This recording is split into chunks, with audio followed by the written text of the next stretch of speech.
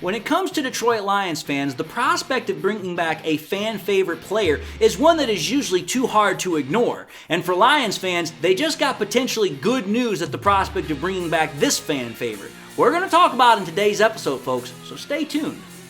We used to be a team no one respected. We used to be a team no one feared. That was then. This is now. First victory of the year on the line. Goff's got it. Back, looks, throws, end zone. Yes! Caught! You know who we are. 10-5, end zone, touchdown Detroit Lions! And you know where to find us. We won't be far. We'll be on your front porch waiting for you. We are the New Era Lions. And we are driven by Detroit. Hello everyone, and welcome back to yet another episode of MCM Motor City Mania. I'm your host, David T. Pike, and as always, we're diving in. But before we dive on in, again, just want to say a quick thank you and shout out to all my loyal fans and subscribers. You guys are absolutely wonderful. And also a quick thank you to all those that are tuning into my show for the very first time. You guys are also awesome. To everybody, I hope you're having a great day. And with that being said to everybody, God bless, and let's get into it. So, here's the thing, folks. Yesterday, it was announced that the Seattle Seahawks were going to be cutting both safety Jamal Adams and safety Quandre Diggs in a salary cap cost-saving move. So the Seattle Seahawks were dumping salary cap so that way they could get ready for the upcoming offseason, whether it's to bring in other free agents or for the draft. Don't care, doesn't matter. What matters is the fact of the players that were cut. And of those particular players, it's Quandre Diggs that Lions fans are particularly caring about. Because while Jamal Adams is a top-notch safety in his own right, for Lions fans, they are more interested in the prospect of reuniting with fan favorite Quandre Diggs. Now, let's do a little background history for those that may not know, which I find kind of hard to believe, but we'll still just play the game all the same. For Quandre Diggs, he was in the Detroit Lions team. He was a part of that team from 2015 to 2019. And for a lot of fans, they would have considered him to be a good defensive back or safety for the Lions over those 4.5 years that he was with us.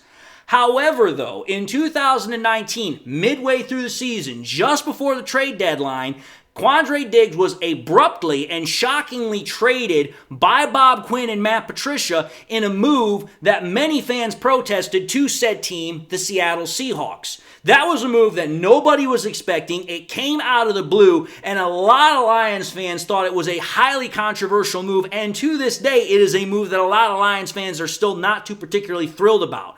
Because you have to understand the circumstances for how this whole thing went down. What we continue to find out from other players is that, Matt Patricia was not treating the players very well. He was a very gruff, very rough personality, and they were just getting rid of players that didn't necessarily fit their Patriot way mindset. And there is truth in this matter because let's understand what happened with the whole Quandre Diggs trade.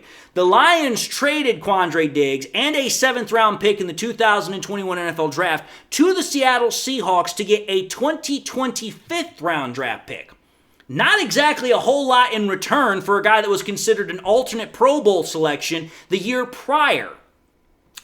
But here's how I know that the Lions, at least under Bob Quinn and Matt Patricia, were just trying to get expatriates. Because they then used that 5th-round draft pick that they got from the Seattle Seahawks, and then they used it to trade for Duron Harmon, who was the safety for the New England Patriots. Now, here's the funny part, is if you actually go back and you start checking out this information, some people actually thought that, hey, you know what? All you're in essence doing is replacing Quandre Diggs for Duron Harmon, which actually kind of made sense for some people at the time. It didn't make any sense for me. But as time has gone by, the move has looked absolutely stupid on multiple levels. And here's the reason why. Let's understand something here. Since the Lions traded Quandre Diggs went to 3 straight Pro Bowls with the damn Seattle Seahawks, and he got 18 picks over the last 4.5 years with the Seattle Seahawks.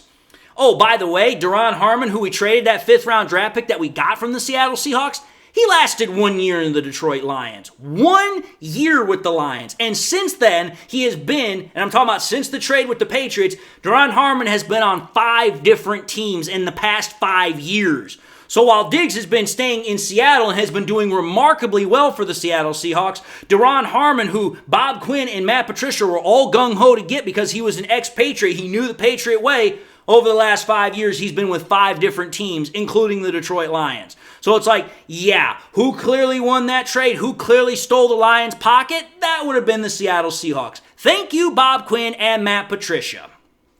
Now, I'm not going to hold on to that anymore because you know what? That's ancient history, and I'm not going to cry over spilled milk anymore. I'm just still kind of hot under the collar for that whole thing, and I figured a little history lesson would be kind of interesting here. But now with Quandre Diggs released, there are some Lions fans that are expressing an interest in bringing him back to the Detroit Lions. Now, I'm going to say this right now. While there could be some benefit to this move, and I do say that, there could be some benefit to a move like that, I'm going to put this out there as bluntly and honestly as I possibly can. I honestly think it would cause more issues than it would potentially solve. And here's the reason why. Number one, Quandre Diggs has been a starter with the Seattle Seahawks for the last couple of years. He's going to obviously want to continue to start. Again, after all, like I just said, he made 3 straight Pro Bowls with the Seattle Seahawks, and he netted 18 interceptions as a safety over the last 4.5 years while he was with them. So clearly he has proven that the production is there, and he's proven that, hey, he can play at a Pro Bowl level. So it's kind of hard to argue with that point.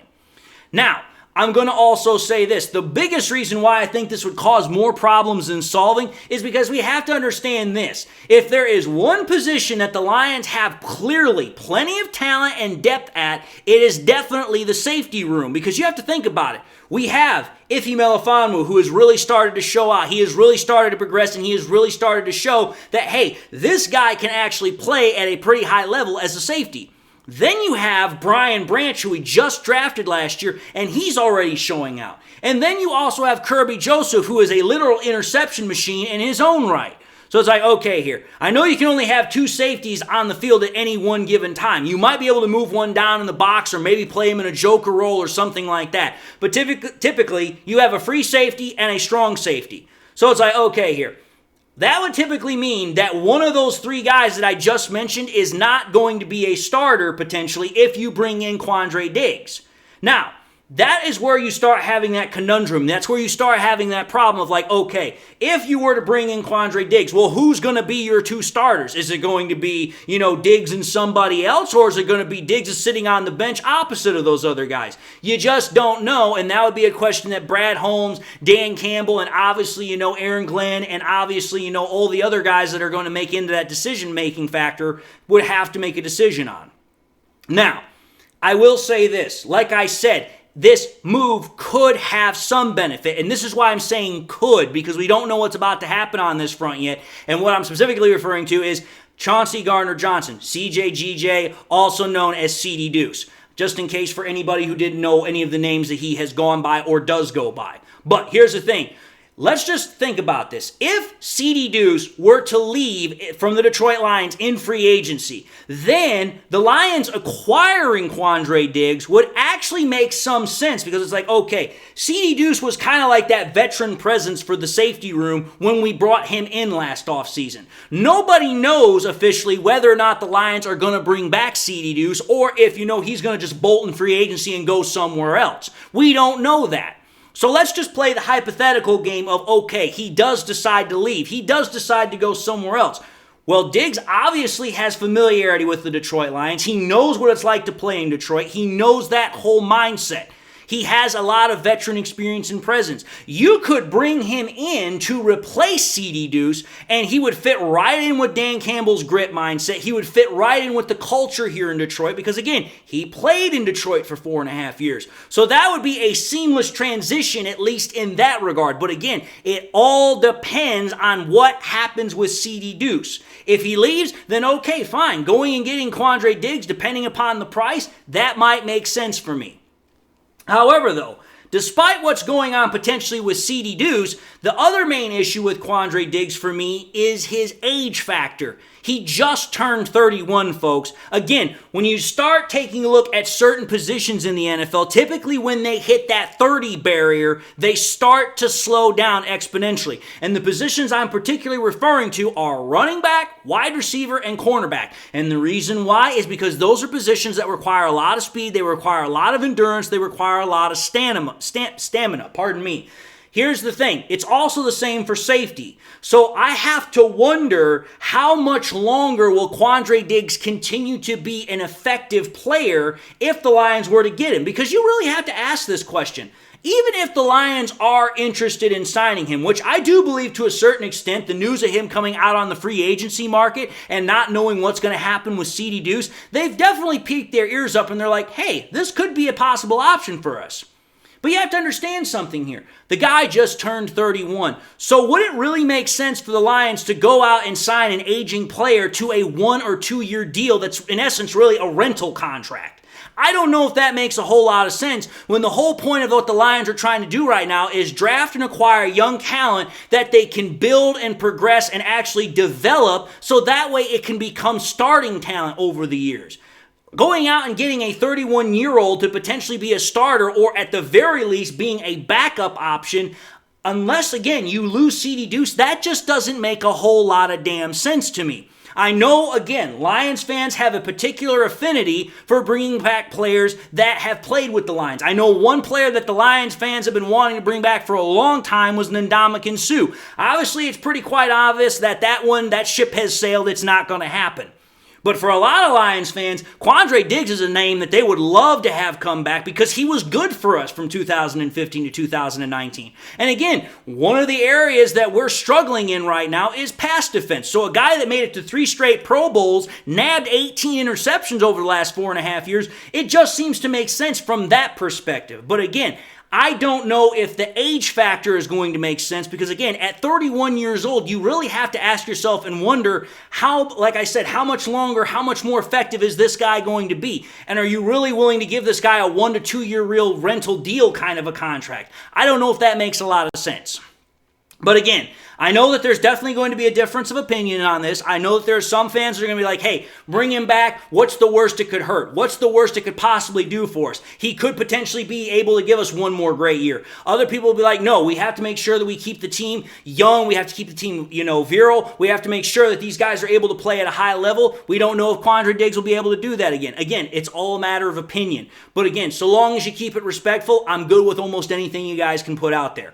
But having said that, I'm now going to cut the episode and wrap it up and say thank you all for watching yet another episode of MCM Motor City Mania. If you like what you saw, by all means, highly encourage you all to watch the next episode. Also encourage you all to do one of these 3 things. Like, comment, and subscribe. If by chance you subscribed in the past, forgot to do so at the time, or you just subscribed and not had a chance to do so, again, please subscribe. It helps out the channel, and I'm thankful for every subscription I can get my hands on. But also, please make sure you also hit that bell notification icon at the bottom so that way you never miss any more content that I push out. Again, subscription numbers are always going up, but we want to make sure we turn on that notification icon so that way you guys never miss any more content that I push out, and you guys can jump right back in and get back into these content episodes as quickly as possible so we can have continuing good discussions about the Lions and football in general. Also encourage y'all please to share this content with your Lions friends and family members. Share it here on YouTube, share it on Twitter, share it on Facebook, share it anywhere and everywhere you can with everybody and anybody that you can. The more we can share it, the better the channel grows and the better the channel spreads. And again, I'm thankful for every subscription and share that I possibly can get.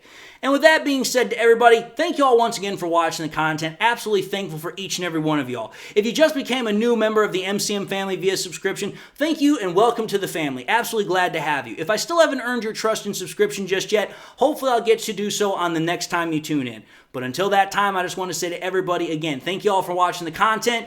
God bless. And until the next time we meet, I'll see you all in the next episode.